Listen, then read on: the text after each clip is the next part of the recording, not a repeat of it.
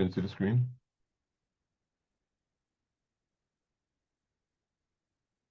Huh? Yes, yes, Okay. Let's see on the first, not Israel, the last vineyard. yes. Okay.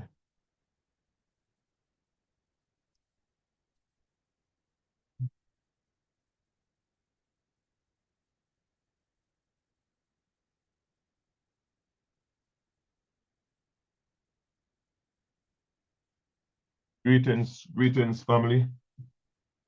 Happy Sabbath, happy Sabbath. Welcome again to another Bible studies. We are Israel, the Lord's vineyard, and we teach the Bible from Genesis to Revelation, Jesus Christ being the chief cornerstone. My name is Brother Moses. We got Sister Kelly with us today. Rita, welcome, welcome, welcome. We're doing Black History this month. Last week we did part 1, which was genealogy. Today we're going to do part 2, which is color. Part 2, which is color. According we go in mostly according to the scriptures, but we're going to do some history also. Well, pull from resources outside of the Bible. But as usual, what we're going to do, we're going to start with the law, open up with the law, and then we can come back and do some elaboration and then start. We are sorry for starting so late. Sometimes it happens, but please bear with us. Sis, when you're ready, I am ready.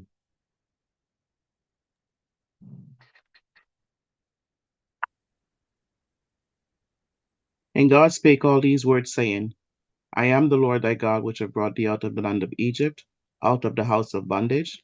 Thou shalt have no other gods before me. Thou shalt not make unto thee any graven image, or any likeness of anything that is in the heaven above, or that is in the earth beneath, or that is in the water under the earth.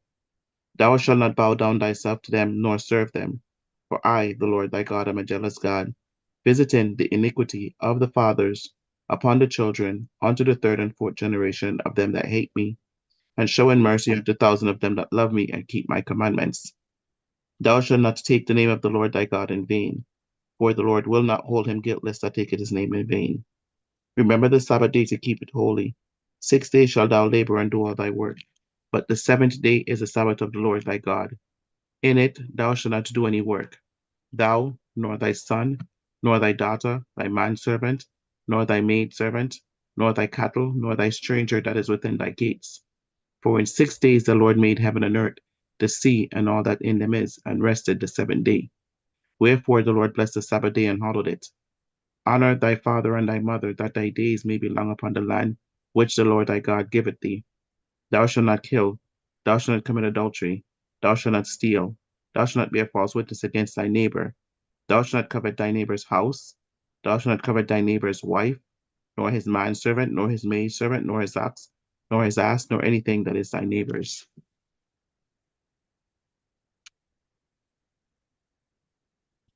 Revelation 22, 13 to 15. I am Alpha and Omega, the beginning and the end, the first and the last.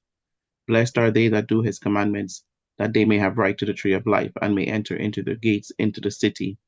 For without are dogs, and sorcerers, and whoremongers, and murderers, and idolaters, and whosoever loveth and maketh a lie. Ecclesiastes 12, 13, and 14. Let us hear the conclusion of the whole matter. Fear God and keep his commandments. For this is the whole duty of man. For God shall bring every work into judgment with every secret thing, whether it be good or whether it be evil. Right, brothers and sisters, these are the laws we read when we come on the platform. These laws are commanded for us to keep. Brothers and sisters, these laws are not done away with.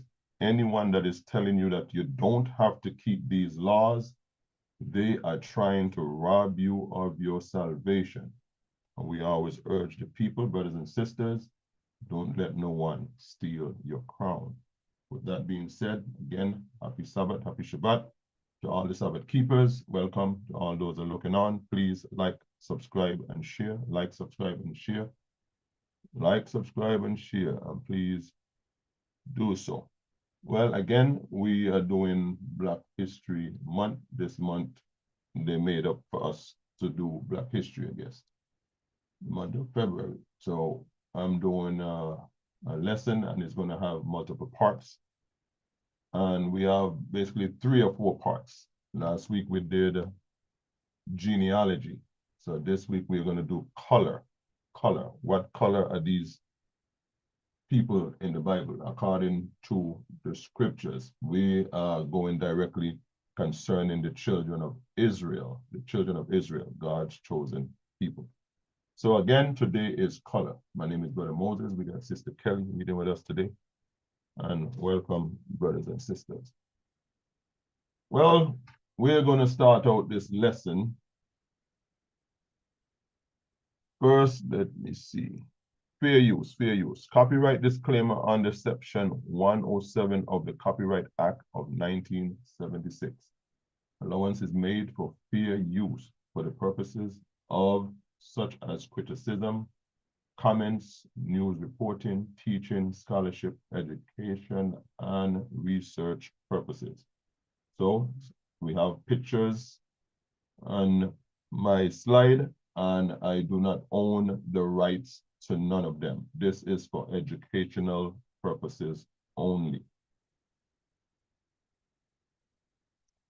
Black history, according to the Bible, part 2, color. Black history, according to the Bible, part 2, color.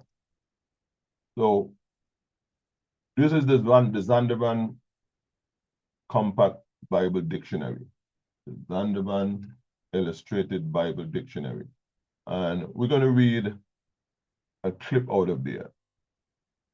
This is from one of Noah's son, Ham. You know, Noah had 3 sons. We're going to read about the first one of them, Ham. So, sis, when you get that, you can read that. The youngest son of Noah, born probably about 96 years before the flood, and one of 8 persons to live through the flood. He became the progenitor of the dark races, not the Negroes, but the Egyptians, Ethiopians, Libyans, and Canaanites. So His that's it. The son of Noah, Ham, one of his sons, born the youngest, 96 years before the flood, and he became one of the 8 persons to survive through the flood. He became the progenitor. Progenitor means father. He became the progenitor of the dark race. Well, listen what it says. But not the Negroes, but the Egyptians. These are who we know as the Egyptians, the Ethiopians, the Libyans, and the Canaanites. So, according to the scriptures, Noah had 3 sons. So we know from reading scriptures that 2/3 of the people on this planet came from a progenitor which was of Negroid race, right? Which was Shem and Ham.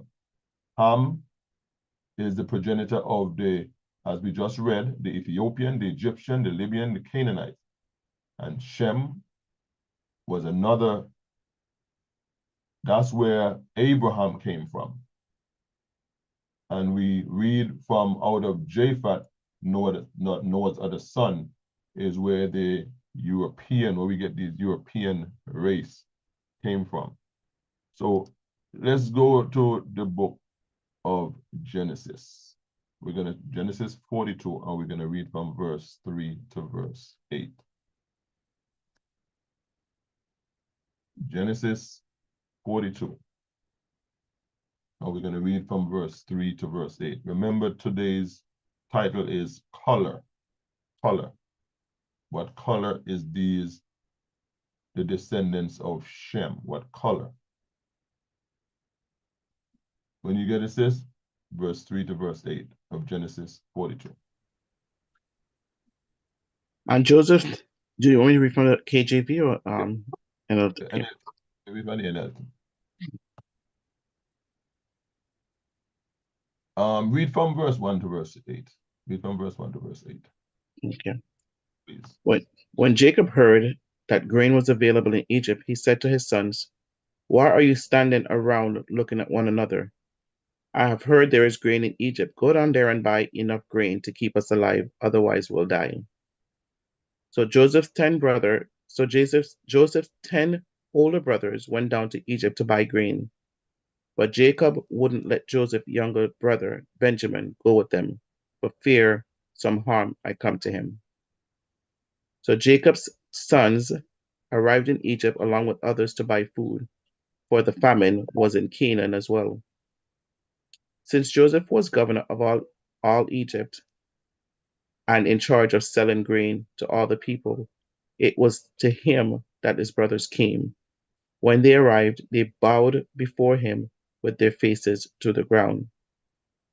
Joseph recognized his brothers instantly, but he pretended to be a stranger and spoke harshly to them. Where are you from? He demanded. From the land of Canaan, they replied. We have come to buy food. Although Joseph recognized his brothers, they didn't recognize him. So Joseph's brothers, remember, Joseph got sold by his brothers to an Ishmaelite, which is a present-day Arab, and the Arab took him down into Egypt and sold him to a man named Potiphar. Potiphar was the captain of the guards of Pharaoh. They sold him to Potiphar. So that's why Joseph was down in Egypt. Joseph got sold when he was around the age of 12, right? By his brothers. So now Joseph now is grown up. He is the second in command in all of Egypt. He is under Pharaoh, right? So now the famine came, and thank God for Joseph. If it wasn't for Joseph, we probably wouldn't have been here today, because Joseph is the one that actually preserved life from the dream that he interpreted for Pharaoh, right? His brothers then went down into Egypt to buy grain. But guess what? They didn't recognize Joseph, and it was right in front of him. But Joseph recognized them because Joseph knew them, but they didn't know him. Why? Because Joseph raised up in Egypt among the Egyptians. So he probably dressed like them, probably cut his hair like them, because the Egyptian they was known for balling the skin. Cutting off the head, they got bald head, shaving the skin, right? So they have no hair. And some of them used to put on wig on top of the head. I don't know, maybe that's where we get this thing from today, putting on wig. So why did Joseph brothers them didn't recognize him? Because Joseph probably looked like the same Egyptian people, right? He looked like them.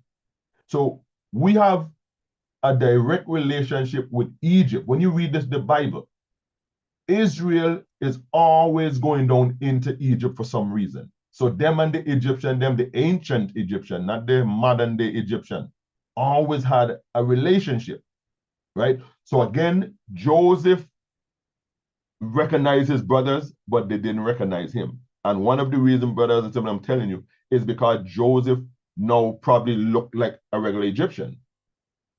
They were the same hue people, the same color people, right? Go ahead.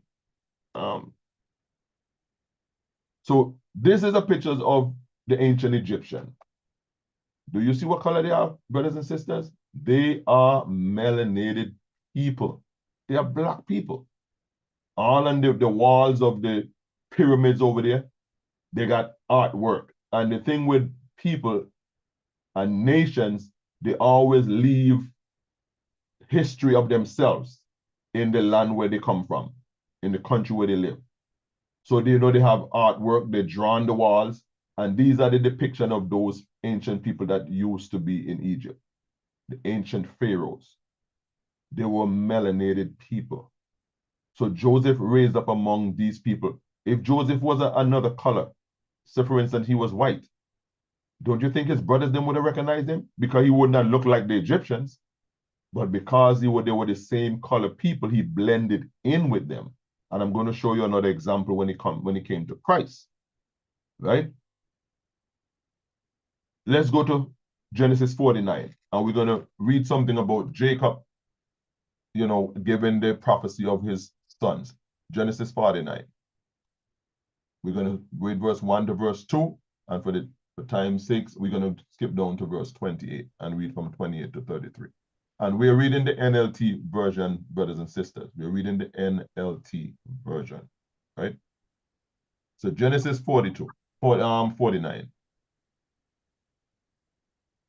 Genesis Then Jacob 49. called to Go ahead. then Jacob called together all his sons and said, "Gather around me, and I will tell you what will happen to each of you in the days to come. Hmm? Come and listen, you sons of Jacob. Listen to Israel, your father." So now Jacob now was on his brink of dying.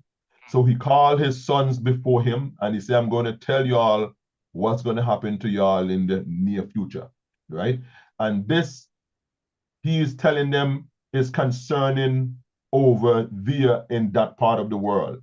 It was not over here. That prophecy had nothing to do with over here in America. It had to do with them over there when they get out of Egypt and was getting ready to go into the land, right? Let's skip down to verse 28. Because from verse 1 to verse 27 is basically he telling them what's going to happen, what's going to befall them, you know. So verse 28, we're going to pick up from there. These are the 12 tribes of Israel, and this is what their father said as he told his sons goodbye. He blessed each one with an appropriate message. Then Jacob instructed them, "Soon I will die and join my ancestors. Bury me with my father and grandfather in the cave in the field of Ephron the Hittite. Mhm. This is the cave in the field of Machpelah near Mamre in Canaan that Abraham bought from Ephron the Hittite as a permanent burial site.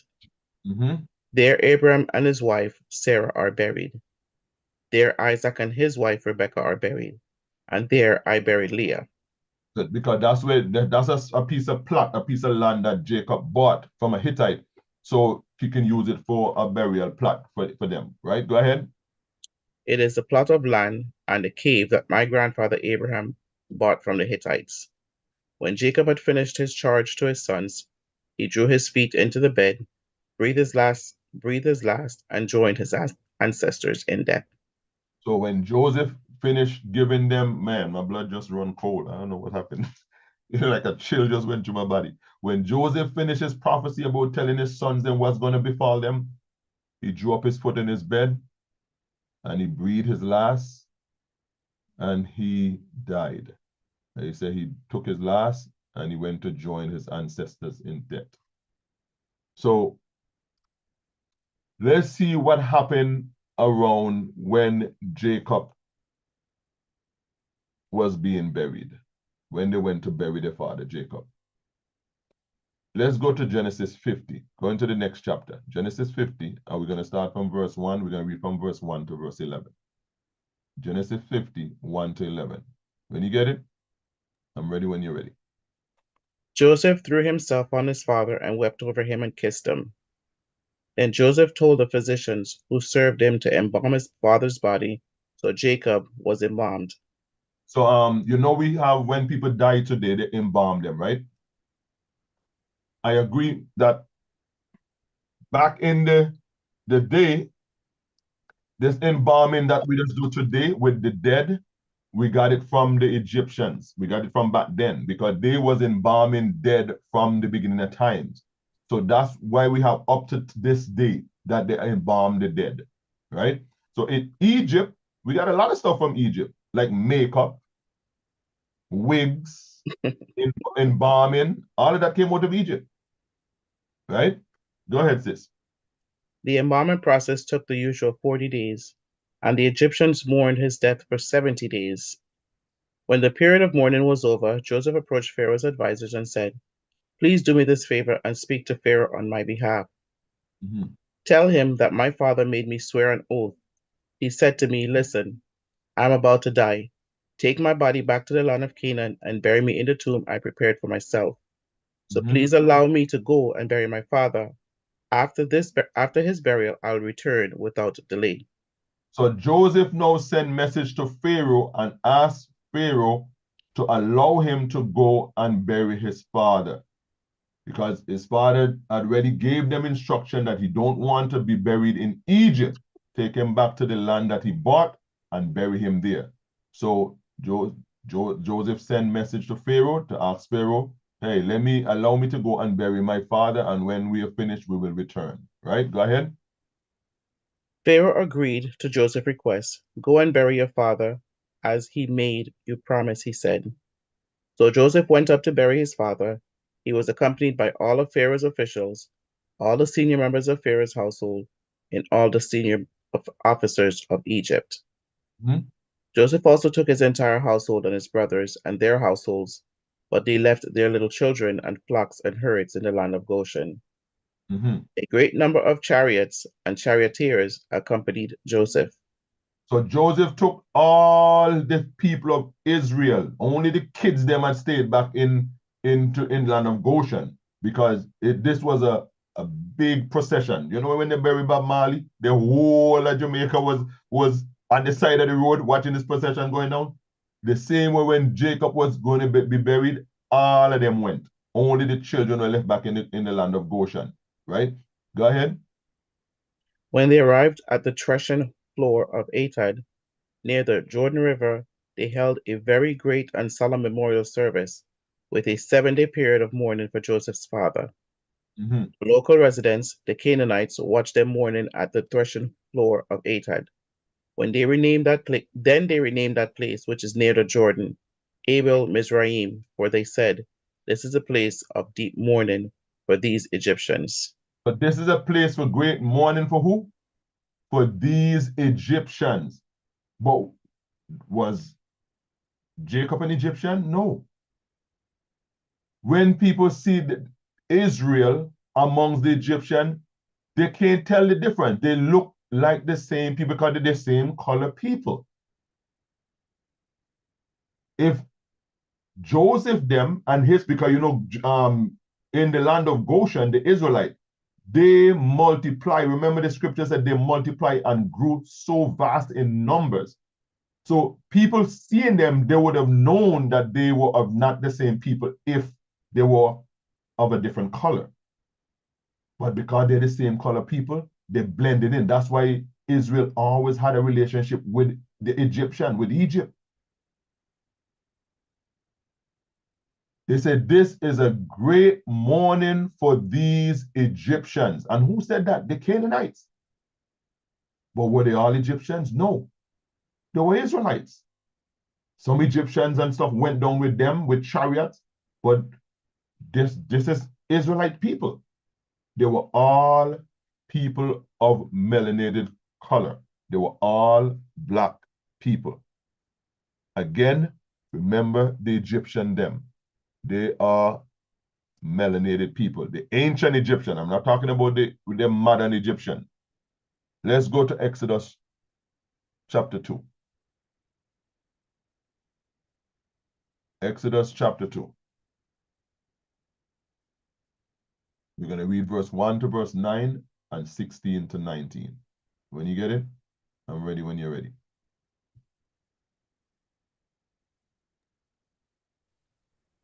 Right, about this time, a man and woman from the tribe of Levi got married.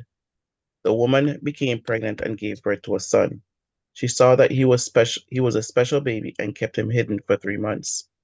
Mhm. But when she could no longer hide him, she got a basket made of papyrus reeds and waterproofed it with tar and pitch.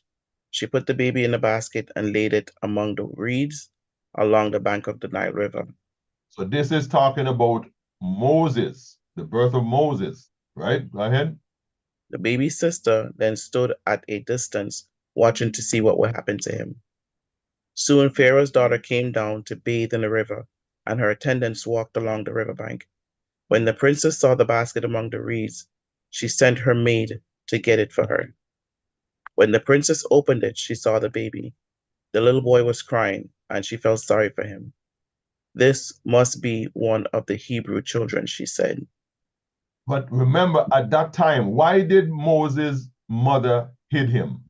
Because at that time, Pharaoh was ordering all the Hebrew children to be killed, the Hebrew males, all the males. That's why Moses' mother hid him, but when she couldn't hid him no more, that's why she made the basket to put him in the basket and push him down the Nile. But it's ironic that Pharaoh's daughter found him. She didn't carry him to his father to be killed because God was with Moses, because God had work for Moses to do. Right? Go ahead. Then the baby's sister approached the princess. Should I go and find one of the Hebrew women to nurse the baby for you? She asked. Yes, do. The princess replied. So the girl went and called the baby's mother. So Moses' sister, Miriam, she came to Pharaoh's daughter and said, do you want me to go find somebody that can nurse the baby? So she went back to her own mother, which is Moses' mother, with this request. And Moses grew up in his own house. So of course Moses knew who he was, right? He knew who he was. The princess Pharaoh's daughter, she didn't know because she didn't know who Miriam was. Right? Go ahead. Remember, they hid this child, so they didn't even know who the child come from. They know it was one of the Hebrew children, but they didn't know who he come from. Go ahead. Take this baby and nurse him for me. The princess told the baby's mother, I will pay you for your help. So the woman took her baby home and nursed him. Go ahead. 16. Now the priest of Midian had 7 daughters who came as usual to draw water and fill the water troughs for their father's flocks. So now, let's see, because we've gone into something else now. Sis, you want to just continue reading so they can get the gist? So continue from 9. Just go into 10 and just read. Later, when the boy was older, his mother brought him back to Pharaoh's daughter, who adopted him as her own son. The princess named him Moses, for she explained, I lifted him out of the water. Many years later, when Moses had grown up, he went out to visit his own people, the Hebrews, and he saw how hard they were forced to work. During his visit, he saw an Egyptian beating one of his fellow Hebrews. After looking in all directions to make sure no one was watching, Moses killed the Egyptian and hid the body in the sand. The next day, when Moses went out to visit his people again, he saw 2 Hebrew men fighting. Why are you beating up your friend? Moses said to the one who had started the fight. The man replied, who anointed you to be our prince and judge? Are you going to kill me as you killed the Egyptian yesterday? So no, that's why they say, you can't show black people. When you say black people, you're talking about Israel. You can't make Israel see what you're doing, Israel see what you're doing, your whole business outside there in the street. So the the man, one of his own Hebrew Israelite guy, he said, who appointed you to be prince and judge? Are you going to kill me like what you killed the man yesterday? So no, Moses see that this man knew. As long as he know, he's going to get out. Because Israel can't hold water. Right? Go ahead, they're like strainer. Then Moses was afraid, thinking everyone knows what I did. And sure enough, Pharaoh heard what had happened, and he tried to kill Moses. But Moses fled from Pharaoh and went to live in the land of Midian. When Moses arrived in Midian, he sat down beside a well. So now Pharaoh heard no, you see, because as long as Israel know, Pharaoh will know. Pharaoh heard what happened, and now he set out to kill Moses. So that's why Moses fled out of Egypt, right? He went to the land called Midian, and he sat down by a well, and we're going to see something that took place, right? Go ahead. Now the priest of Midian had 7 daughters who came as usual to draw water and fill the water troughs for their father's flocks. But some other shepherds came and chased them away. So Moses jumped up and rescued the girls from the shepherds. Then he drew water for their flocks. When the girls returned to Reuel, their father, he asked, why are you back so soon today? An Egyptian rescued us from the shepherds, they answered. And then he drew water for us and watered our flocks. What did these girls tell Reuel, their father? An Egyptian rescued us from the shepherds. Why they refer to Moses as an Egyptian? Because they're the same color people. You hardly can tell the difference. They're the same color people. If Moses was white, these people back then, they know what the Egyptians people look like.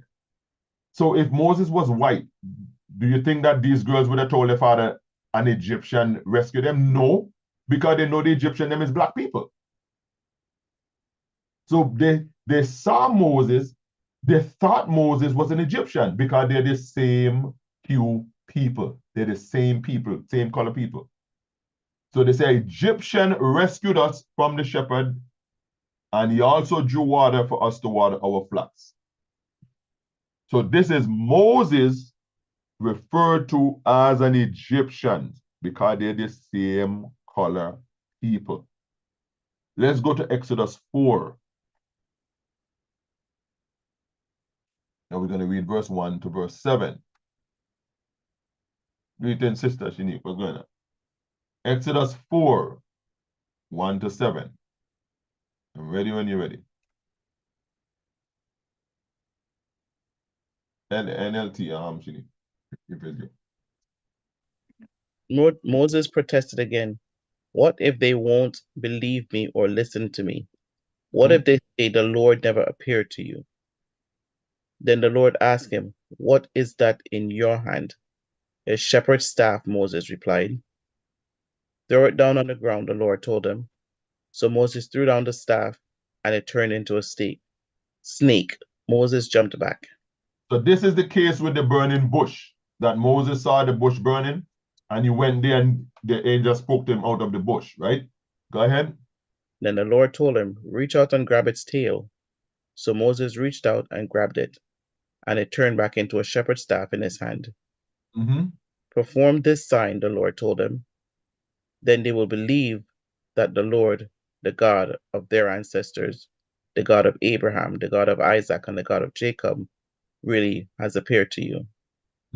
Then the Lord said to Moses, Now put your hand inside your cloak.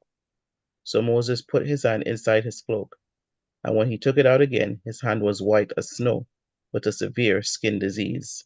So this is leper, right? When Moses put his hand inside of his cloak, when he pulled it out, his hand was what? White. What did God tell him now? Go ahead. Now put your hand back in your cloak, the Lord said. So Moses put his hand back in, and when he took it out again, it was as healthy as the rest of his body. His hand turned back as his regular body. What it is? Black. So look at this picture here. When Moses put his hand in his cloak, his hand turned white. When he God tell him to take it out again, and his hand turned back as his regular skin. It turned back black, brothers and sisters. If he was white and it turned white, how would you know that? If he was already white. Let's go to the book of Judges. Let's see something with this man they call Samson. Judges 16.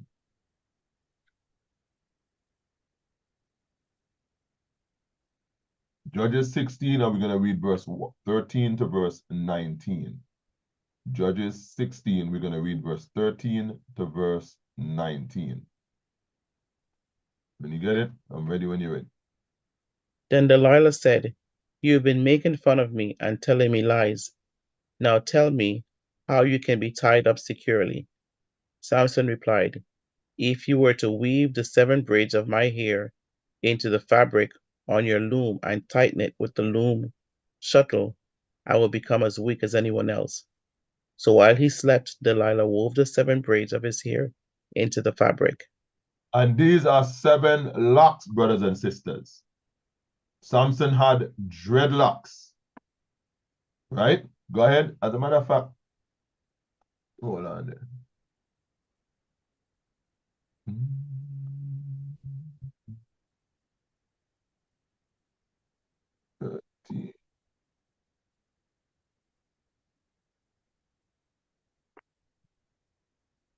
Read it in the KJV. Read this one in the KJV.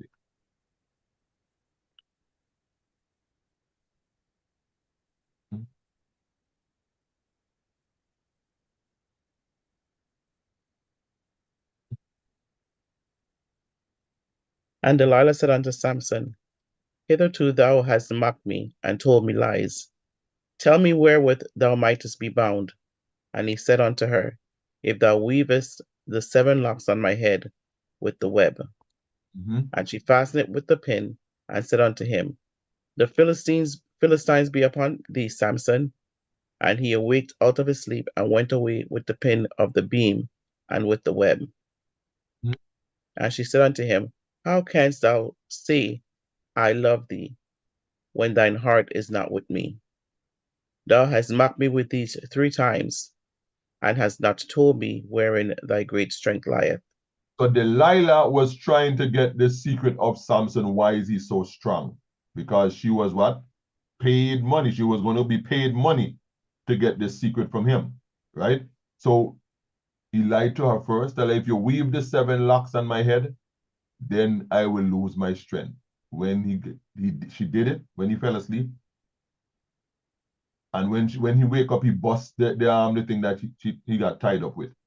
So she's saying, no, why are you deceiving me? Why are you lying to me? I thought you said you love me. So listen to this woman. Go ahead. And it came to pass, when she pressed him daily with her words, and urged him, so that his soul was vexed unto death, that he told her all his heart, and said unto her, There hath not come a razor upon mine head, for I have been a Nazarite unto God from my mother's womb. So if I be shaven, so how man does get put down? A woman. No, he wasn't supposed to tell nobody about this. He gone and tell, he already see that what she did the first time when she tell him about weaving his locks. Why would he go now and tell her the real secret? No razor has come upon my head from my mother's womb, because I was a Nazarite, right? I am a Nazarite. Go ahead. If I be shaven, then my strength will come from me, and I shall become weak and be like any other man. And when Delilah saw that he had told her all his heart, she sent and called for the lords of the Philistines, saying, Come up this once, for he had showed me all his heart. Then the lords of the Philistines came up unto her, and brought money in their hand. And she made him sleep upon her knees, and she called for a man, and she caused him to shave off the 7 locks of his head, and she began to afflict him, and his strength went from him. Wow. Why would he go and do something like that? She see what he was doing when he was lying to her, that she was trying to disable him. Why would he go and do this to himself? So the other movie, Samson, and that's how they depict Samson, a black man. Dreadlocks is synonymous with black people. Dreadlocks is not synonymous with white people. You have some white people now who's trying to put you in dreadlocks because they're trying to mimic black people. But dreadlocks is not something that is synonymous to them. So who is the one that have these dreadlocks in the hair? It is black people. It's not something that is native to white people. So we see that Samson was a Nazarite, right? He was of the children of Israel. Christ here in the book of Revelation. Let's go to the book of Revelation. Go to the NIV with this one. NIV.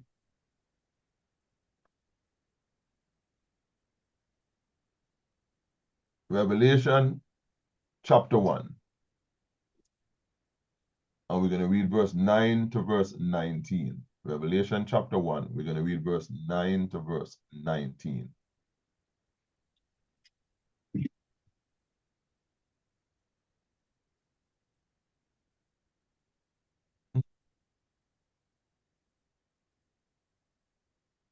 Can you get it? It's on you.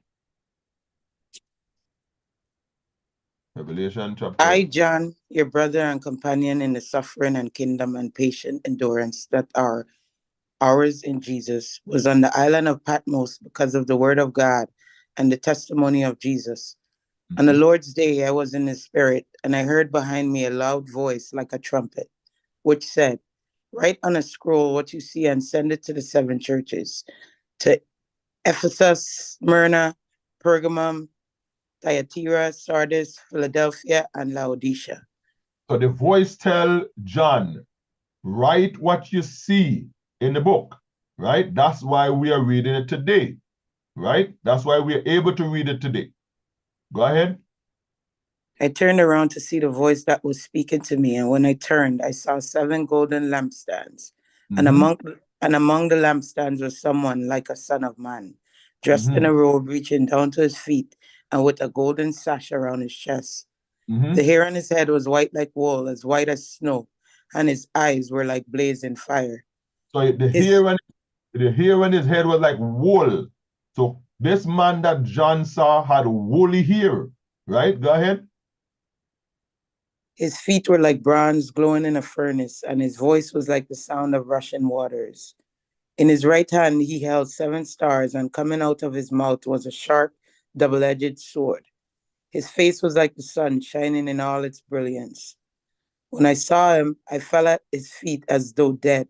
Then he placed his right hand on me and said, "Do not be afraid. I am the first and the last.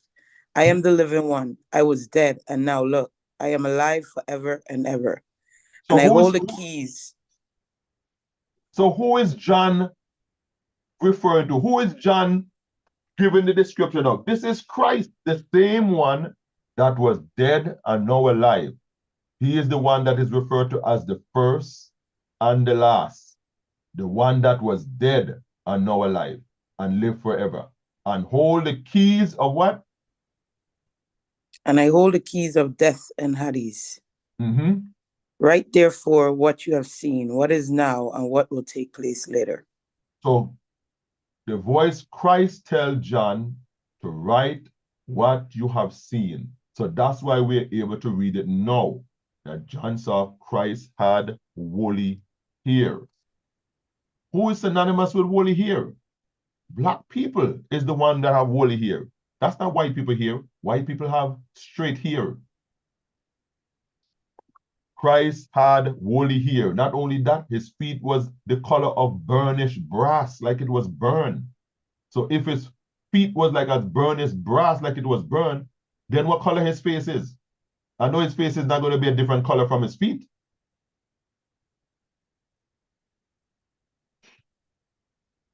Let's go to David's son, Absalom.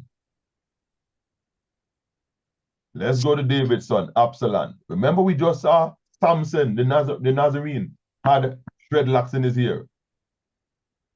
Right? Let's go to 2 Samuel. 2 Samuel 14. Are we going to read from 1 to 13? 2 Samuel 14. Are we going to start reading from verse 1? Are we staying in the NIV? Go to the NLT. Go back to the NLT.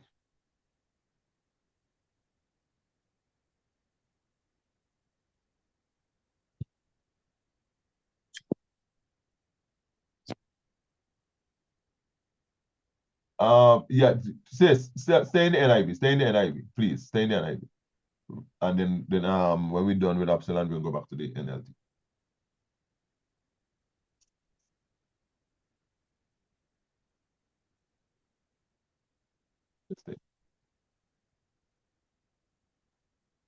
Joab, son of Zeruiah, knew that the king's heart longed for Absalom. So Joab sent someone to Tekoa and had a wise woman brought from there. He said to her, "Pretend you are in mourning, dress in mourning clothes, and don't use any cosmetic lotions. Act like a woman who has spent many days grieving for the dead. Then go to the king and speak these words to him." And Joab put the words in her mouth. When the woman from Tekoa went to the king, she fell with her face to the ground to pay him honor, and she said, "Help me, your majesty." The king asked her, "What is troubling you?" She said, "I am a widow. My husband is dead. I, your servant, had 2 sons. They got into a fight with each other in the field, and no one was there to separate them. One struck the other and killed him. Now the whole clan has risen up against the servant. They say, 'Hand over the one who struck his brother down, so that we may put him to death for the life of his brother whom he killed. Then we will get rid of the heir as well.'" They would put out the only burning coal I have left, leaving my husband neither name nor descendant on the face of the earth. The king said to the woman, "Go home, and I will issue an order in your behalf." But the woman from Tekoa said to him, "Let my lord the king pardon me and my family, and let the king and his throne be without guilt." Mhm. The king replied, "If anyone says anything to you, bring them to me, and they will not bother you again." She said, "Then let the king invoke the Lord his God to prevent the avenger of blood from adding to the destruction, so that my son will not be destroyed. As surely as the Lord lives," he said, "not one hair of your son's head will fall to the ground." This is Then the David. woman said, This is David. This woman is conversing with David, right? King David. Go ahead. Then the woman said, "Let your servant speak a word to my lord the king." "Speak," he replied. The woman said, "Why then have you devised a thing like this against the people of God? When the king says this, does he not convict himself? For the king has not brought back his banished son." Mhm. Go ahead. Continue from 14. "Like water spilled on the ground, which cannot be recovered, so we must die. But that is not what God desires. Rather, he devises ways so that a banished person does not remain banished from him. Mhm. And now I have come to say this to my lord the king, because the people have made me afraid. Your servant thought, I will speak to the king. Perhaps he will grant his servant's request. Perhaps the king will agree to deliver his servant from the hand of the man who is trying to cut off both me and my son from God's inheritance. Hmm. And now your servant says, may the word of my lord the king secure my inheritance. For my lord the king is like an angel of God in discerning good and evil. May the Lord your God be with you." Then the king said to the woman, "Don't keep from me the answer to what I am going to ask you." "Let my lord the king speak," the woman said. The king asked, "Isn't the hand of Joab with you in all this?" The, the woman answered, "As surely as you live, my lord the king, no one can turn to the right or to the left from anything my lord the king says. Mhm. Yes, it was your servant Joab who instructed me to do this, and who put all these words into the mouth of your servant." So Joab was one of David supposed to be his loyal servant, one of the captain of the guard, right? And this is what Joab is up to. Go ahead. "Your servant Joab did this to change the present situation. My lord has wisdom like that of an angel of God. He knows everything that happens in the line." The Mhm. king said to Joab, "Very well, I will do it. Go, bring back the young man Absalom." Joab fell with his face to the ground to pay him honor, and he blessed the king. Joab said, "Today your servant knows that he has found favor in your eyes, my lord the king, because the king has granted his servant's request." Mhm. Then Joab went to Geshur and brought Absalom back to Jerusalem. But the king said, "He must go to his own house. He must not see my face." So Mhm. Absalom went to his own house and did not see the face of the king. In all Israel, there was not a man so highly praised for his handsome appearance as Absalom. Absalom was a handsome man. Go ahead. From the top of his head to the sole of his feet, there was no blemish in him. Whenever he cut the hair of his head, he used to cut his hair once a year because it became too heavy for him. He So would wait. Absalom had dreadlocks also. Absalom had dreadlocks on his head. So he only cut his hair once a year. And only because the reason why he cut it, because it comes so heavy that he had to cut it. But he had dreadlocks also. Right? Go ahead. He would weigh it, and its weight was 200 shekels by the royal standard. Mm. That's 20. Absalom. So we're going to read something about what happened to Absalom, right? Go to 2 Kings, 2 Samuel 18. Go back to the NLT, sis. Go back to the NLT. 2 Samuel, go to chapter 18.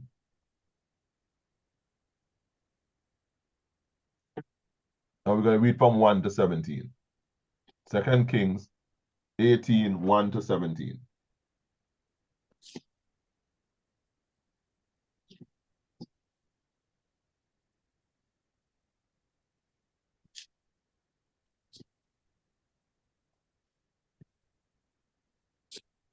David now mustered the men who were with him and appointed generals and captains to lead them. Mhm. He sent the troops out in 3 groups, placing one group under Joab, one under Joab's brother Abishai, son of Zeruiah, and one under Ittai, the man from Gath. The king told his troops, I am going with you. I'm going out with you. But his men objected strongly. You must not go, they urged. If we have to turn and run, and even if half of us die, it will make no difference to Absalom's troops. They will be looking only for you. You are worth 10,000 of us, and it is better that you stay here in the town and send help if we need it. Mhm. If you think that's the best plan, I'll do it, the king answered. So he stood alongside the gate of the town as all the troops marched out in groups of hundreds and of thousands. And the king gave this command to Joab, Abishai, and Ittai, for my sake, deal gently with young Absalom. And all the troops heard the king give this order to his commanders. So you hear that? David gave them direct orders to deal with his son gently. And Joab is a deceitful man. Right? So go ahead and you're gonna see what Joab did. So the battle began in the forest of Ephraim, and the Israelite troops were beaten back by David's men. Mhm. There was a great slaughter that day, and 20,000 men laid down their lives. Mhm. The battle raged all across the countryside, and more men died because of the forest than were killed by the sword.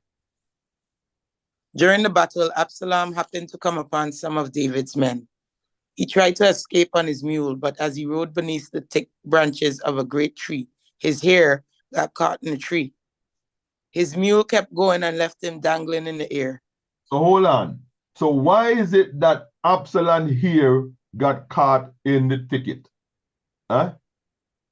Let me show you something. See this picture on the screen? You know, people that have dreadlocks, they have a way of wrapping the hair, always wrapping the hair up, right? Because especially when the hair is real long, a lot of them just wrap up the hair in a turban, right? With the hair itself. So this have to have been why David here got caught in that tree branch, and left him up there hanging. If David had straight long hair draping down, how his hair would have got hung up in the tree branch? If he was on this donkey, this mule riding. So his hair had to be wrapped up as a turban in order for his hair to get caught in the thicket of that branch and hang him up there. That's what happened with dreadlocks. If he was straight here, he could not have been hanging there. So go ahead. One of David's men saw what had happened and told Joab, I saw Absalom dangling from a great tree. What? Joab demanded. You saw him there and didn't kill him? I would have rewarded you with 10 pieces of silver and a hero's belt. So you hear what Joab said? What did Joab tell them before they left? Deal gently with my son. But Joab spilled out of his mouth. What? You see him hanging there, you didn't kill him? Go ahead. I would not kill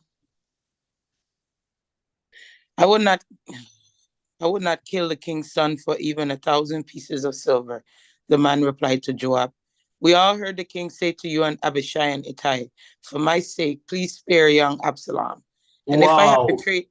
So you hear what the man said? We all heard what the king said, to spare Absalom. But Joab wanted to take things on his own. That's the reason why when Solomon became king, David tells Solomon, make sure you kill Joab. Make sure you take him out. Go ahead. And if I had betrayed the king by killing his son, and the king would certainly find out who did it, you yourself would be the first to abandon me. You hear that? You yourself, Absalom, will be the first to abandon me. Because he wouldn't want David to know that he had anything to do with it. Right? Go ahead. Enough of this nonsense, Joab said. Then he took 3 daggers and plunged them into Absalom's heart as he dangled, still alive in the great tree. Jesus. 10 of Joab's young armor bearers then surrounded Absalom and killed him. Then Joab blew the ram's horn, and his men returned from chasing the army of Israel. They threw Absalom's body into a deep pit in the forest and piled a great heap of stones over it, and all Israel fled to their homes.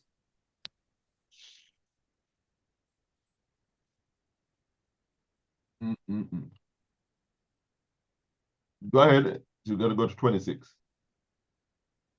No, that was the verse before. You have verse behind. We just read 2 Samuel 8, 1-17. Go up more.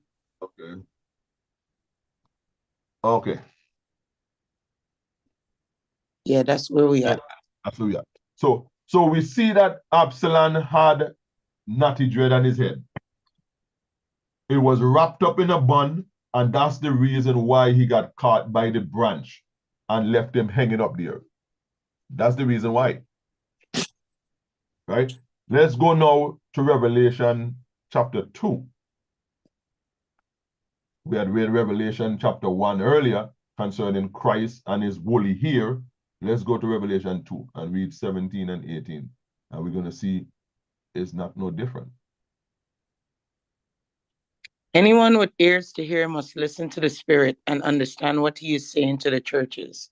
To everyone who is victorious, I will give some of the manna that has been hidden away in heaven, and I will give to each one a white stone, and on the stone will be engraved a new name that no one understands except the one who receives it.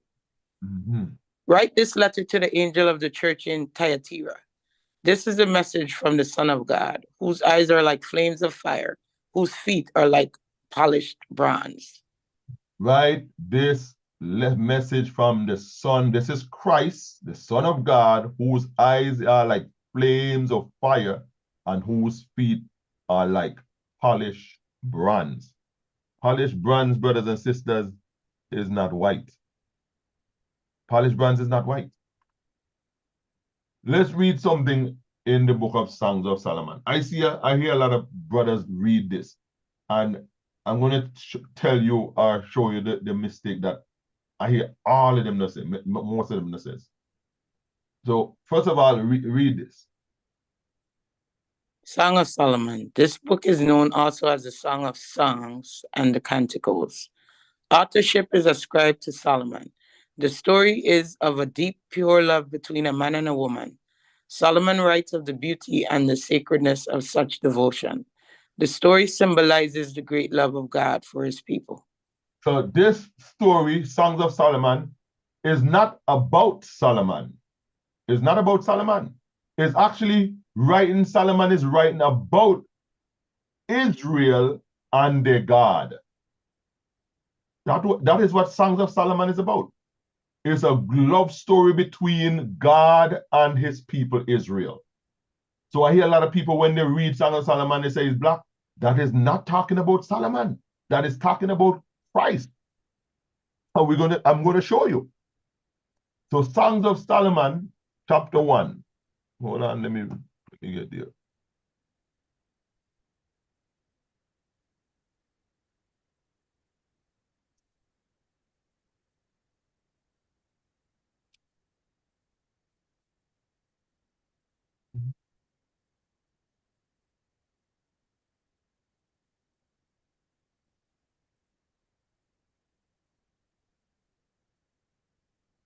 Songs of Solomon. We're going to read from verse 4 to verse 6. Songs of Solomon, chapter 1, verse 4 to verse 6. When you get it, sis, go ahead.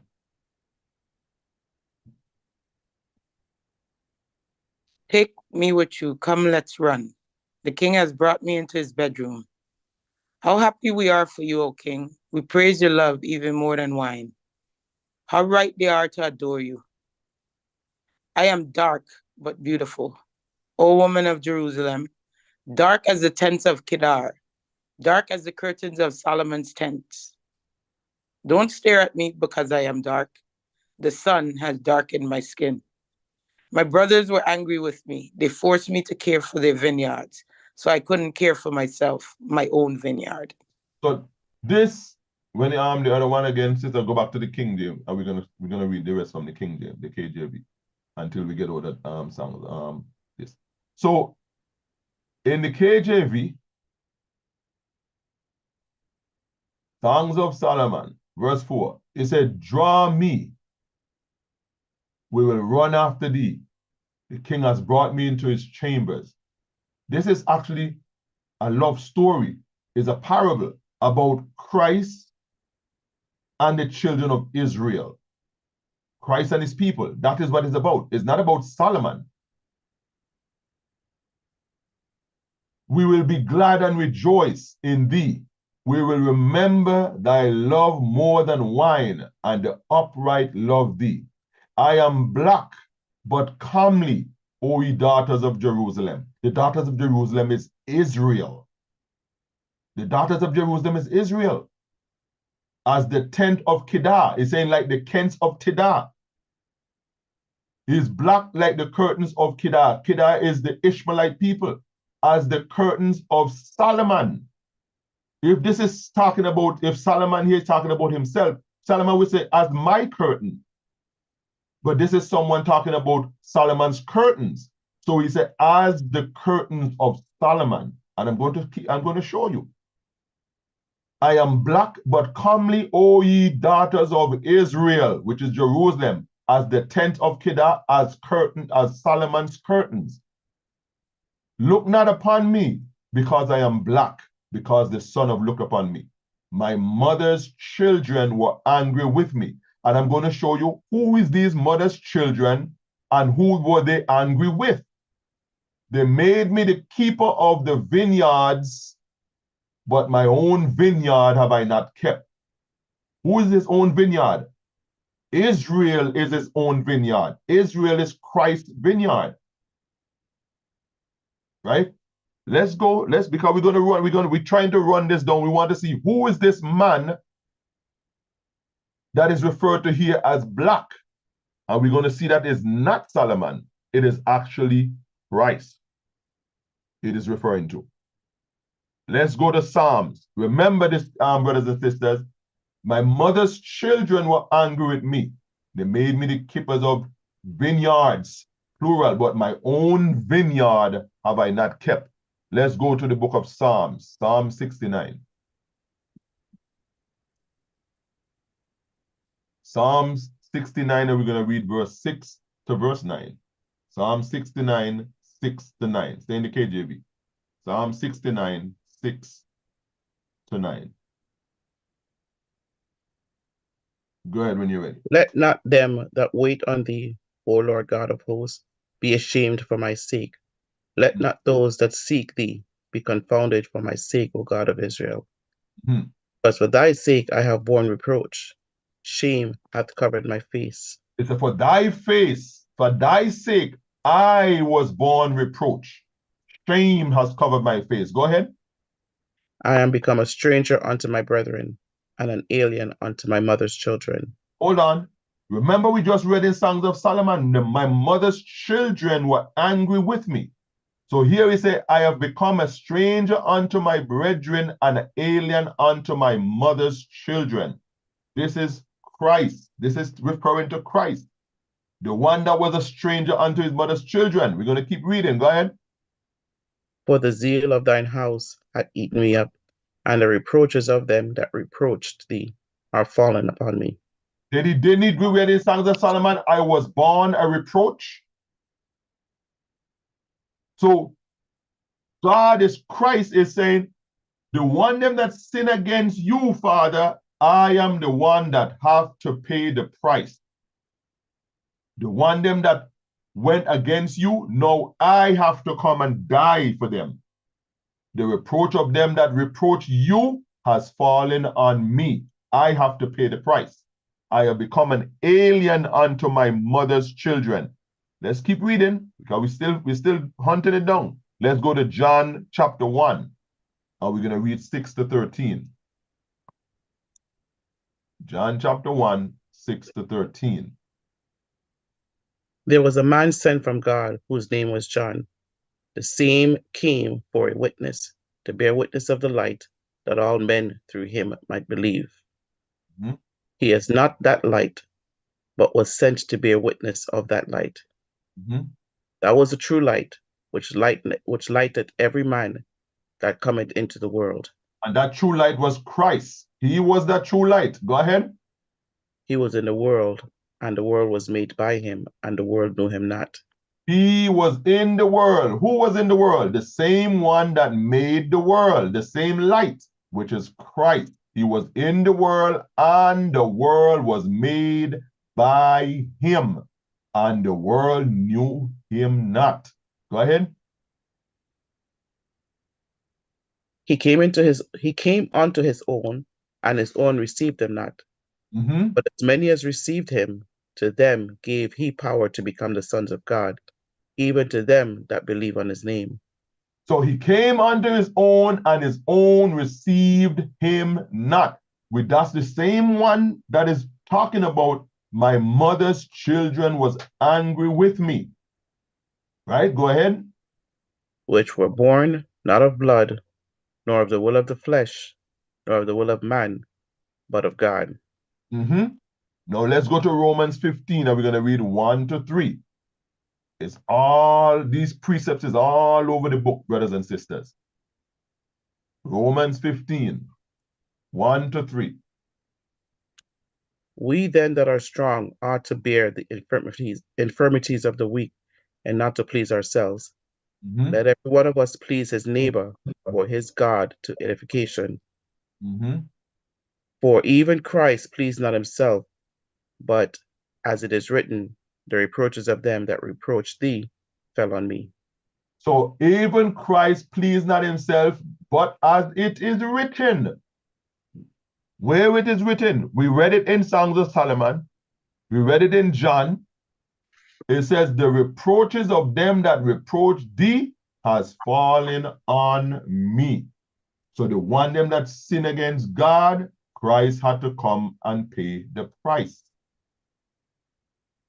Those that reproach God, I have to come and pay the price. Right? Let's go to Isaiah. We're still in it, still running it down. Isaiah 5.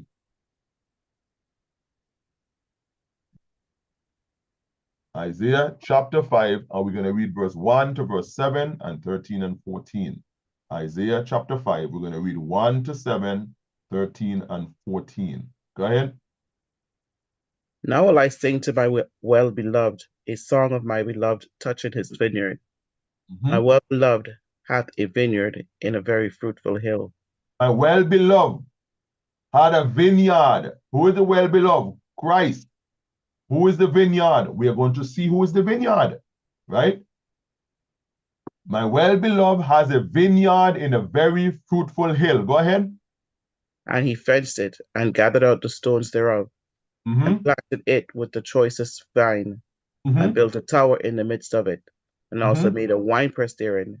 And he looked that it should bring forth grapes, and it brought forth wild grapes. So he looked for this vineyard to bring forth righteousness. He said grapes, but it brought forth wild grape, which is unrighteousness. Right? Go ahead. And now, O inhabitants of Jerusalem, and men of Mhm. Judah, judge, I pray you, betwixt me and my vineyard. So hold on. He said, "Now, O inhabitants of Jerusalem," this is Israel, us, the man of Judah, judge, I pray you, between me and my vineyard. That's talking about the same thing we started out in the book of Songs of Solomon. The book of Songs of Solomon is talking about Christ and his people Israel, right? Go ahead. What could have been done more to my vineyard that I have not done in it? Mm-hmm. Wherefore, when I looked that it should bring forth grapes, it brought forth wild grapes. When I looked that it should bring forth righteousness, it brought forth unrighteousness. Go ahead. And now go to, I will tell you what I will do to my vineyard. Mm-hmm. I will take away the hedge thereof, Mm-hmm. and it shall be eaten up, and break Mm-hmm. down the wall Mm-hmm. thereof, and it shall be trodden down. What is that? Didn't he say, my own vineyard have I not kept? He said, look after other vineyard, but my own vineyard have I not kept. So now we're reading. Go to, I will tell you what I will do to my vineyard. I will take away the protection, that is the hedges thereof, and it shall be eaten up and breaking down, and the walls thereof, and it shall be trodden down. Go ahead. And I will lay it waste. It shall not be pruned nor digged, but there shall come up briars and thorns. I will also command the clouds that they rain no rain upon it. I will also command the clouds that they rain no rain on my vineyard. Go ahead. For the vineyard of the Lord of hosts is the house of Israel. Hold on. And of Judah is pleasant plant. His pleasant plant. The vineyard of the Lord of hosts is who? The house of Israel. The house of Israel. And the men of Judah, his pleasant plant. Go ahead. And he looked for judgment, but behold, oppression, for righteousness, but behold, a cry. Hear that? He looked for judgment, but behold, oppression. He looked for righteousness, but behold, a cry. So he looked for that they should bring forth grapes, which is righteousness, but they brought forth wild grapes, which is what? Unrighteousness. Unrighteousness. Go ahead. 13 and 14. 13 and 14. Therefore my people are gone into captivity, because they have no knowledge, and their honorable men are famished, and their multitude dried up with thirst. Therefore hell hath enlarged herself, and opened her mouth without measure, and their glory, and their multitude, and their pomp, and he that rejoiceth shall descend into it. So therefore my people are gone into captivity, because they have no knowledge. Let's go back to Songs of Solomon. Are we going to read it again? Hold on there. Songs of Solomon, chapter 1, and we're going to read verse 4 to verse 6. Go ahead. Draw me, we will run after thee. The king hath brought me into his chambers. We will be glad and rejoice in thee. We will remember thy love more than wine. The upright love thee. I am black but comely, O ye daughters of Jerusalem, as the tents of Kedar, as the curtains of Solomon. Look not upon me, because I am black, because the sun had looked upon me. My mother's children are angry with me. They made me the keeper of the vineyards, but mine own vineyard have I not kept. So this is talking about Christ and his vineyard, brothers and sisters, which is the whole house of Israel. That's the one that Solomon is writing here, that is black. Solomon was not writing about himself. Christ is that black man in the book of Songs of Solomon.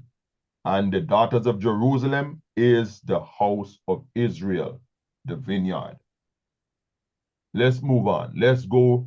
I hope that was a blessing to someone's ears. Let's go to Matthew chapter 2.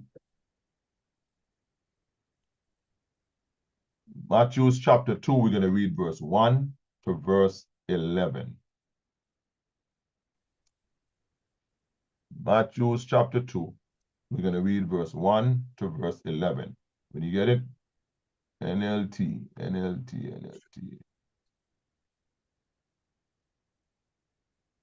Go ahead. I am ready when you're ready. Jesus was born in Bethlehem in Judea during the reign of King Herod. About that time, some wise men from eastern lands arrived in Jerusalem asking, "Where is the newborn King of the Jews? We saw his star as it rose, and we have come to worship him." King Herod was deeply disturbed when he heard this, as was everyone in Jerusalem. But this is talking about the birth of Christ. When Christ was born in Bethlehem of Judea, the wise men came looking, and they went through Jerusalem, and they asked him for this this king who was born, king of the Jews. So at that time, Herod was the king. So you hear what he say? Herod was troubled because here some king is born. You know, in Herod's time, I don't know if you all know the story about Herod. If Herod know that anyone even think about having his throne or sitting in his throne, they dead. He killed them. I think he said that, I think that the story is that he killed 2 of his sons. I think he killed one of his wife too. Anybody that threatened his throne, Herod put them to death. So when he heard that this child is born, which is Christ, and he's called King of the Jews, Herod said, "What? I am King of the Jews." Go ahead. He called a meeting of the leading priests and teachers of religious law and asked, "Where is the Messiah supposed to be born?" Mm-hmm. In Jerusalem, in Judea, they said, for this is what the prophet wrote.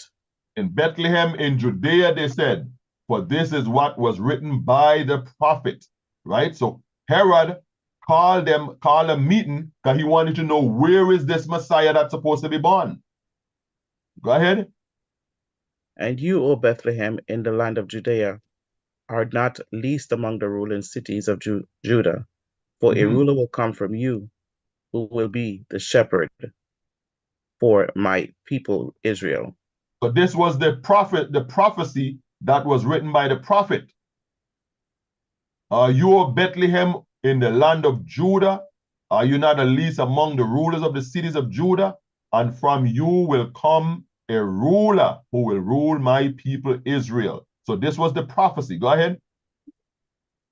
Then Herod called for a private meeting with the wise men, and he learned from them the time when the star first appeared. Mm-hmm. Then he told them, go to Bethlehem and search carefully for the child. And when you find him, come back and tell me so that I can go and worship him too. So Herod now is telling these wise men, when you find this so-called Messiah who's supposed to be king of the Jews, come back and let me know where he at so I can go and worship him. But do you think that's what Herod wanted? No. Herod wanted to go put him to death. Why would he go worship anybody? Herod ain't worshiping nobody. He is the king. Right? Go ahead. After this interview, the wise men went their way, and the star they had seen in the east guided them to Bethlehem. Mm-hmm. It went ahead of them and stopped over the place where the child was. Uh-huh. When they saw the star, they were filled with joy. Mm-hmm. They entered the house and saw the child with his mother Mary, and they bowed down and worshipped him. Mm-hmm. And they opened their treasure chest and gave him gifts of gold, frankincense, and myrrh. Gift, frankincense, and myrrh. Right? Myrrh is what the frankincense. Gold is where you give to somebody who is in king. Frankincense too. And myrrh, I think, is what they use to balm the body. So these 3 gifts have significance. These 3 gifts that was given to him, they have important significance, right? Go ahead, continue. 12. When it was time to leave, they returned to their own country by another route, for God had warned them in a dream not to return to Herod. So After the angel came to these wise men and tell them, you know what? Do not go back into Jerusalem where Herod is. Go the other direction, right? So you're going to see what happened when Herod actually realized this. Go ahead. After the wise men were gone, an angel of the Lord appeared to Joseph in a dream. Get up, flee to Egypt with the child and his mother, the angel said. Stay there until I tell you to return, because Herod is going to search for the child to kill him. So why did the angel tell Joseph to go down into Egypt? Brothers and sisters, we have to think about this. Why did the angel send him to Egypt out of all places? Because Joseph and his family will be just another black family among the black people who is already there. He will be just another black family in Egypt. If Christ was white, right? Figure. Look at the screen here. This is how Christ would look if he was white among these Egyptians. They were like, man, what you doing here? Not only that, could Christ have hid or hide in Egypt from Herod if he was white? No, he would have stuck out like a sore thumb, because remember the ancient Egyptian them back then was black melanated people. They were black people. So if Christ was white, there's no way he could have gone into Egypt to hide from Herod. They would have caught him. Right? Continue. That night, Joseph left for Egypt with the child and Mary, his mother, Mm-hmm. and they stayed there until Herod's death. This fulfilled what the Lord had spoken through the prophet. Mm-hmm. I called my son out of Egypt. Herod was furious when he realized that the wise men had outwitted him. He sent soldiers to kill all the boys in and around Bethlehem who were 2 years old and under, based on the wise men's report of the star's first appearance. So Herod was furious when the wise men tricked him and didn't come back. Right? So what he did, he sent soldiers to kill all the male children that was 2 years and under. Why 2 years and under? Because at this time, Christ should be around 2 years old, right? So if he take out all the male child that was at least 2 years and younger, that means Christ would have been among one of them, right? So in Christ's time, is the same thing that happened to him, happened to Moses in Moses' time. That's why Christ is closely connected. Is there a prophet like unto Moses will be born, which will be Christ.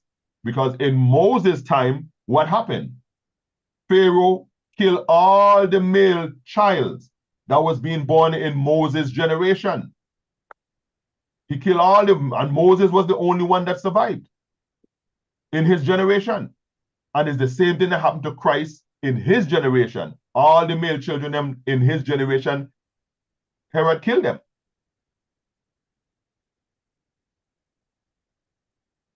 So he sent men to kill all the children that was 2 years and below.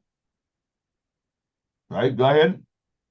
Herod's brutal action fulfilled what God had spoken through the prophet Jeremiah. Uh-huh. Cry was heard in Ramah, weeping in great mourning. Rachel weeps for her children, refusing to be comforted, for they are dead. And this is the prophet. This was the prophecy that was spoken of by Jeremiah.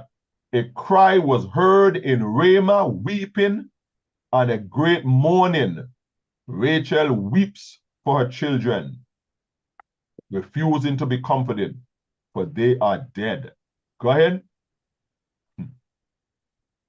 When Herod died, an angel of the Lord appeared in a dream to Joseph in Egypt. Get up, the angel said, take the child and his mother back to the land of Israel, because those who were trying to kill the child are dead. So Joseph got up and returned to the land of Israel with Jesus and his mother. But when he returned, when he learned that the new ruler of Judea was Herod's son Archelaus, he was afraid to go there. Then, after being warned in a dream, he left for the region of Galilee. So the family went and lived in a town called Nazareth. This fulfilled what the prophets had said. He will be called a Nazarene. So when Christ came, he was fulfilling all that was spoken about him to be fulfilled. Everything about him. A rod will come out of Judah. We just read that was one prophecy that he fulfilled. The child will be called a Nazarene. So these are all things that Christ said, everything that is about him will be fulfilled, not ours. So people now is telling you that Christ fulfilled all on the cross. Now we can eat what we want. Now we can do what we want because Christ fulfilled all. No, brothers and sisters. Christ only fulfilled the parts them that was prophesied concerning himself. That's all. That's the only thing that Christ fulfilled when he went on the cross. Not the part them that we have to keep. Let's go now and see the pedigree of Paul. Now, Paul is in the New Testament, right? Let's go to Romans chapter 11. And we're going to read verse 1. Romans chapter 11, we're going to read verse 1. Can you get it? I'm ready when you're ready.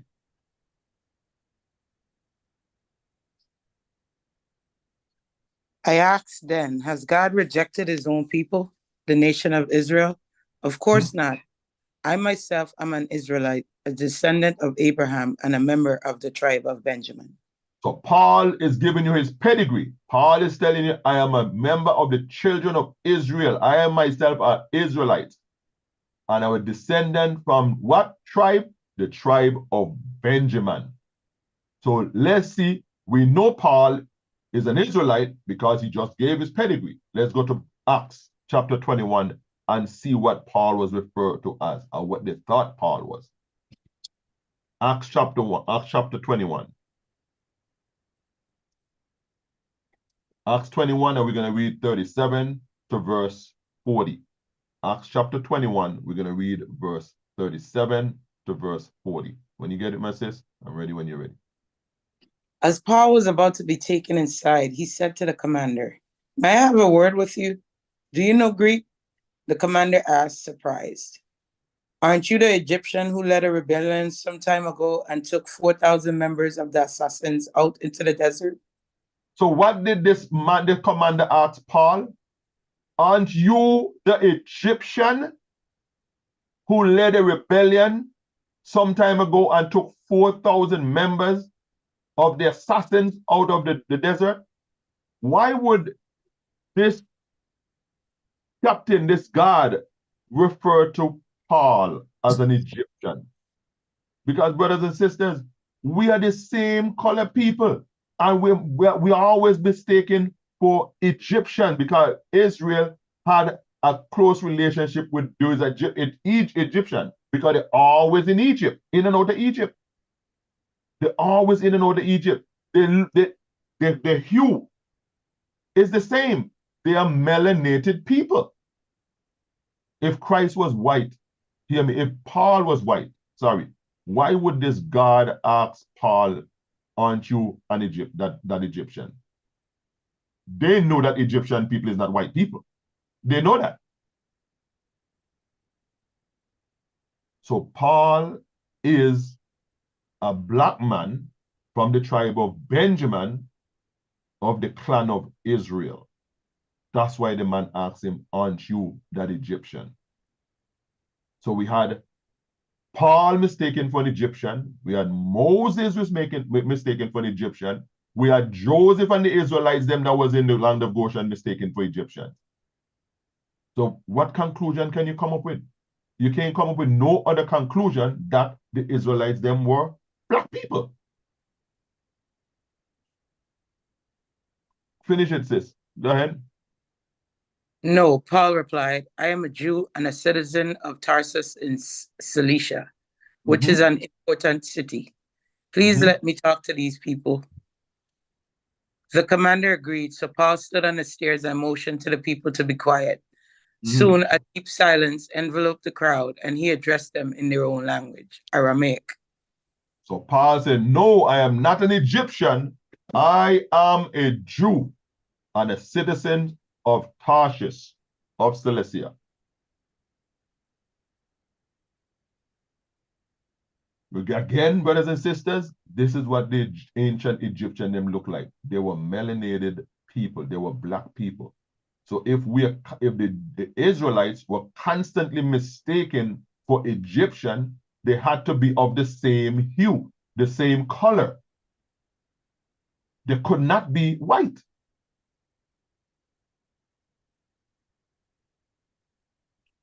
Let's go to the book of John. Let's see something. John chapter 1, we're going to read verse 18. So earlier we read that Christ, what color he was, he had woolly hair, he had dark feet. So if you have dark feet like bronze, his face and his hands must have been the same color. I know he was like a multi-color person, right? So his father had to be of the same color because Christ is the spitting image of his father, right? So people run around and they say, oh, God is spirit. Why do the Bible refer to God as spirit? Anyway, John chapter 1:18. Read that. No one has ever seen God, but the unique one, who is himself God, is near to the Father's heart. He has revealed God to us. So only Christ and the angels have seen the Father. No man, no earthly man had that opportunity yet. None. So no man has seen God, the only begotten Son of God, who is in the Father's presence, which is Christ. He is the one that made him known to us. If it wasn't for Christ, no one still would have not known anything concerning the Father. Right? Let's go to John 6. So we read that one time. Let's go to John chapter 6. And we're going to read 44 to 46.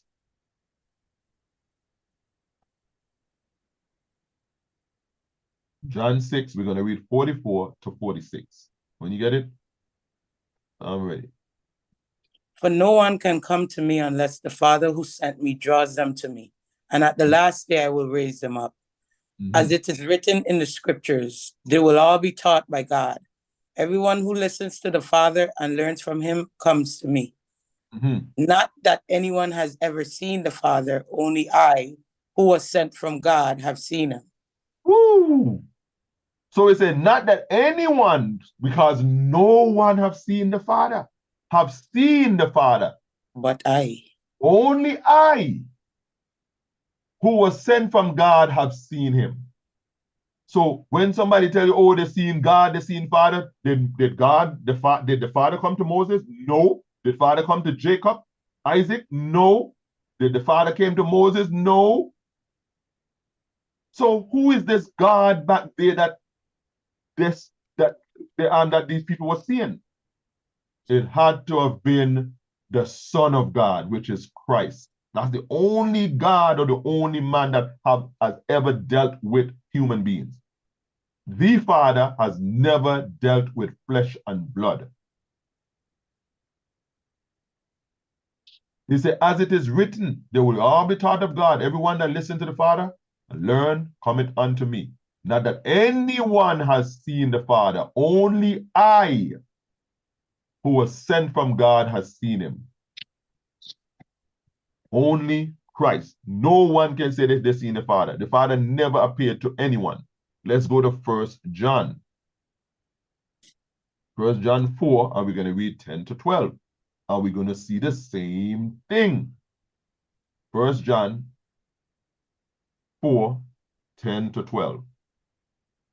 When you get it, go ahead. This is real love, not that we loved God, but that he loved us and sent his son as a sacrifice to take away our sins. Dear friends, since God loved us that much, we surely ought to love each other. No one has ever seen God. But if we love each other, God lives in us, and his love is brought to full expression in us. So what you say? No one has what? Ever seen God. No one has ever seen God. Which God is this referring to? The Father. That's the reason why he's referred to as Spirit. Why? Because we are worshiping, we are honoring, we are reverencing someone that we have never seen. That's the reason why he's referred to as Spirit. God is Spirit, and ye that worship him must worship him in spirit and in truth. We are worshiping a God that no man has ever seen. That's why he's referred to as Spirit. How can he be Spirit, meaning you can't see him, he don't have no form? If Christ is made in the image of him, we are made in the image of the both of them. So if we are made in the image of the both of them, that means the Father has to have an image. He cannot be Casper. Even Casper has an image. Don't you see my cartoon? Let's go to Colossians. Colossians chapter 1. And we're going to read verse 3 to verse 15. So Again, so that means the Father, if Christ is the spitting image of his Father, go ahead, Colossians 1, 3 to 15. 1 second.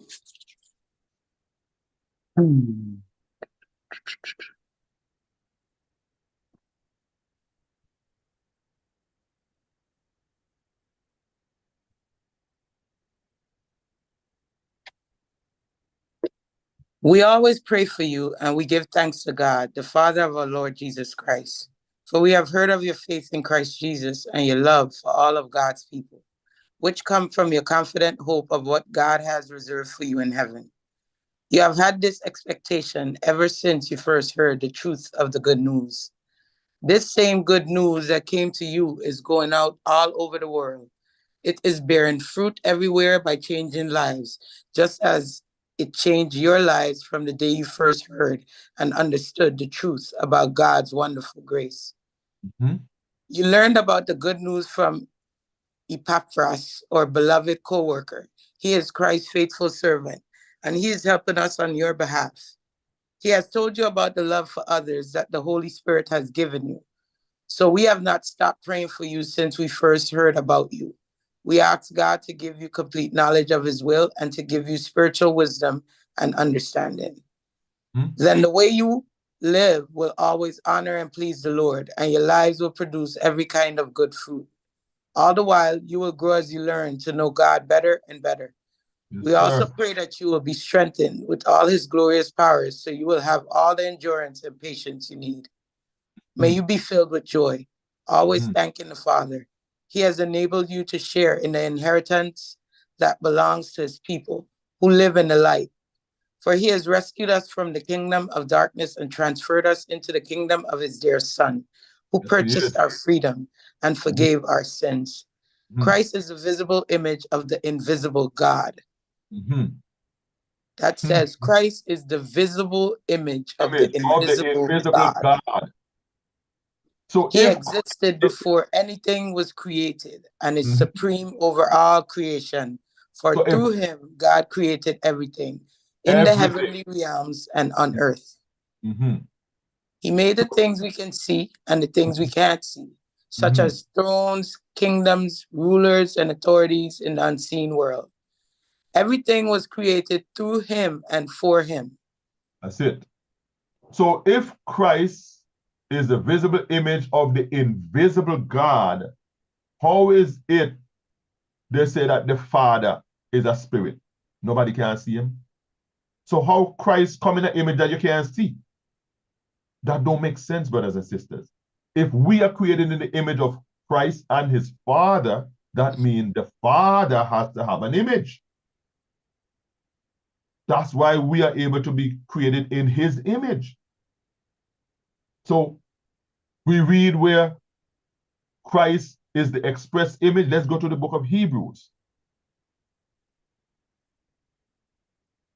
Hebrews chapter 1, and we're going to read verse 1 to verse 3. Hebrews chapter 1, we're going to read verse 1 to verse 3. When you get it, I'm ready when you're ready.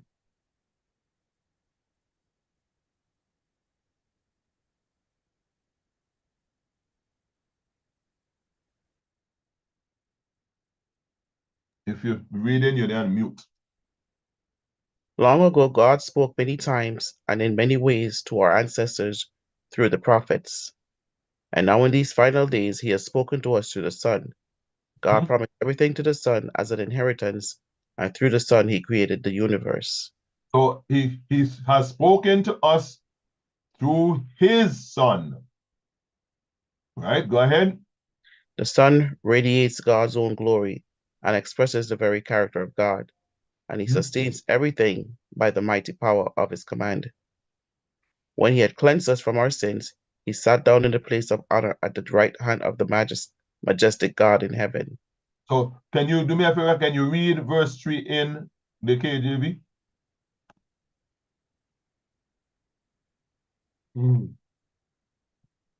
Who being the brightness of his glory and the express image of his person, and uphold all things by the power of his power, by the word of his power, when he had by himself purged our sins, sat down on the right hand of the Majesty on high. So who being the brightness of his glory and the express image of his person. So Christ is the express image of his Father, brothers and sisters. You know, when you have some people have a son, like a man have a son, they say, man, that boy is the spitting image of you.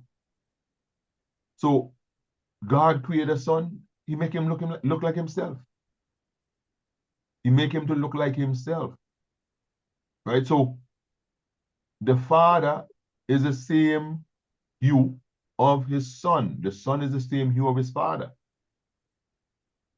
Right? That's the Ancient of Days. That's the Ancient of Days. Let's go to the last one. Let's go to the book of Amos. Amos chapter 9, and we're going to read verse 6 and 7. Amos chapter 9, and we're going to read verse 6 and verse 7. So listen what we are reading. Hold on. Read from 1 to 7. Go back to the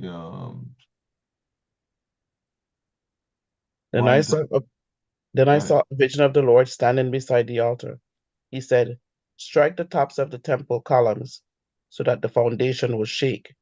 Bring down the roof on the heads of the people below. I will kill with the sword those who survive. No one will escape. Even if they dig down the place of the dead, I will reach down and pull them up. Even if they climb up into the heavens, I will bring them down. Even if they hide at the very top of the Mount Carmel, I will search them out and capture them. Even if they hide in the bottom of the ocean, I will send the sea serpent after them to bite them. Even if their enemies drive them into exile, I will command the sword to kill them there. I am determined to bring disaster upon them and not to help them. I am determined to bring disaster upon them and not to help them. Go ahead. The Lord of heaven's armies, touches the land, and it melts, and all its people mourn. The ground rises like the Nile River at flood time, and then it sinks again. So people don't realize that when these disaster comes, when things are happening in the world, they don't have no clue that God is the one that's doing it. They have no clue. You know why? Because they don't believe that God could do nothing. You see, these things we call evil, right? We human beings will call these things evil, like hurricane, tornado, whirlwind, flash flood. We call them evil, right? But what we deem as evil, God deem as correction. God deem it as punishment. So how we see it, that's why God said, my ways is not your ways and my thoughts are higher than yours. So we don't never associate these things with God.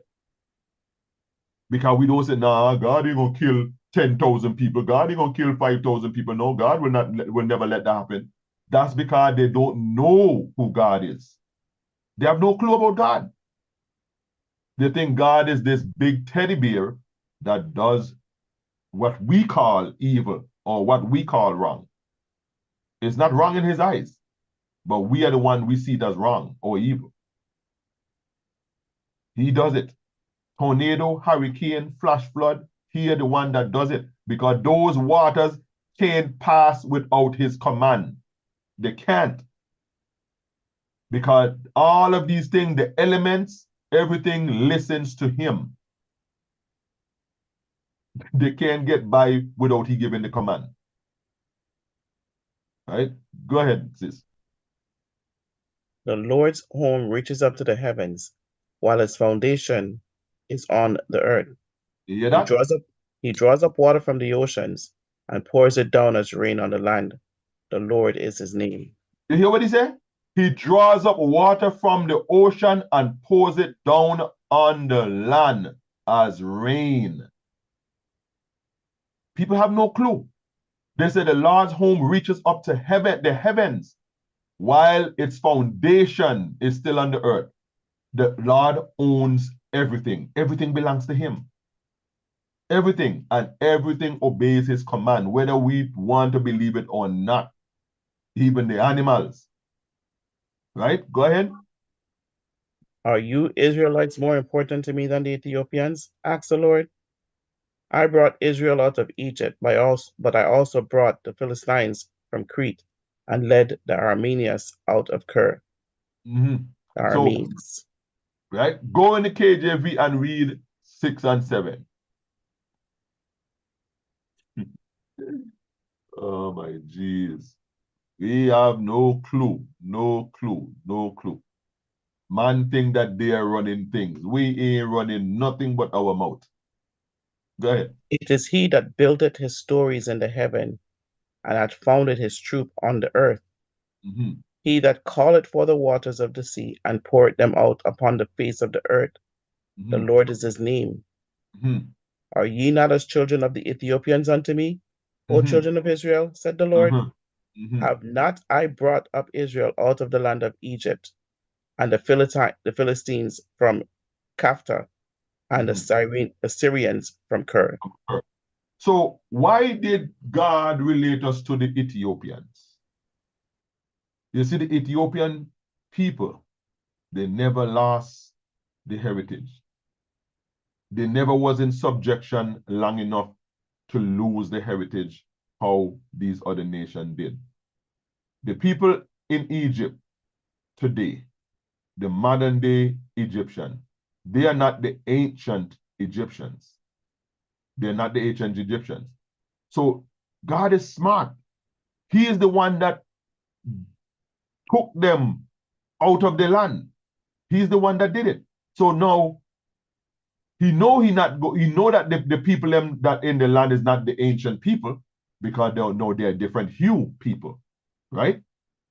They are different hue people. The people who call themselves the Egyptians today. So he can't relate us to them again because they're not the same color people. So what he did know, he related us to who? The Ethiopians. Because the Ethiopian people never lost their heritage. They never lost their land. They're still in their land. And the Ethiopian people, look at here, look at the screen. These are Ethiopians. Who do they look like? We look like them. We're the same color people. All these are Ethiopians from different region of Ethiopia. And we are the same color people. He said, are you not as the Ethiopians unto me, O you children of Israel? Why didn't he say Egypt? Because he know that the people, the modern day Egyptians, they are not the ancient people of the land. They're not the ancient people of the land. So he can't relate us now to them because we're different hue. We're different color. One is melanated and one is not. So what he does, he relates us to the Ethiopians because we are the same hue people. The same melanated people. So brothers and sisters, this is part 2. No, as a matter of fact, I got more. So this man, his name is Peter Mark Ruggett. Y'all can look him up, Peter Mark Ruggett. He is the author of this book, Ruggett International Thesaurus, right? This is the 3rd edition. In his book, this is what he got under the name Negro, because he was one of the founders and all of the library, right, of a library. So in his book, under the word Negro, look what he got. The Negro, colored person, black Amwa, Jim Crow. Slang in the US, darky, Sambo, ebony, the image of God. Y'all see that? The image of God. I didn't write this.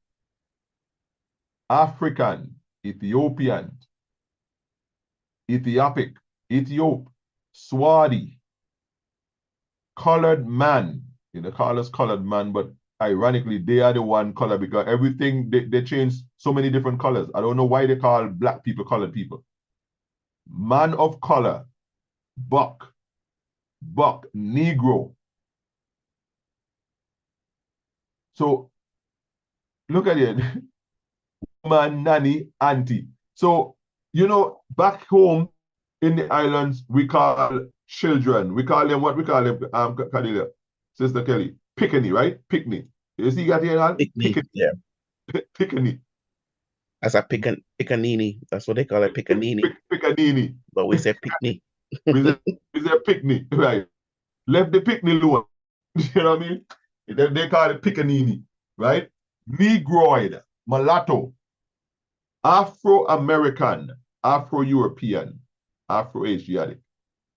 So the Negroid or the Negro person is black, and it has here the image of God. Why he put that there? This is his book. So the Rugged International Thesaurus, the 3rd edition, it was written and authored by Peter Mark Rugged. Y'all can go read that. We didn't write it. Right? This, the Holman Illustrated Bible Dictionary. So, Niger, read this. This is the Holman Illustrated Bible Dictionary. On the word Niger, or we call, that's what it is, nigger, right? Go ahead. Latin nickname meaning black, surname of Simeon, one of the teacher prophets of the early church of Antioch. Blacks were a common sight among the populations of Egypt and North Africa in the Hellenistic period. Simeon's Latin nickname suggests that he originated from the Roman province of Africa to the west of Cyrenaica. His inclusion in Acts 13:1 demonstrates the multiracial and multi-international leadership of the Church of Antioch. Their concerns for missions was likely rooted in their own ethnic diversity. Some have conjectured that Simeon, Niger, was identical to Simon of Cyrene, which is in Mark 15:21, Acts 13:1. However, only designates Lucius as a resident of Cyrene. Right. So Niger, the Latin nickname meaning black, mean black. And in Acts 13:1, Simeon was referred to as Niger or nigger. Because when you click up the Strong's Concordance, it actually says nigger. Right? So Niger means black. And they can't say then it's talking about the Niger River, because in that time, the Niger River was not in existence. The Niger River is something that came later on, way later on. Niger River was not in existence, so he couldn't have been talking about the Niger River. So Simeon referred to as black, Niger, nigger. So we see, brothers and sisters, that the ancient Israelites, or even the modern Israelites, not the one who call themselves the Jew, because we don't call ourselves Jew, we call ourselves Israelites.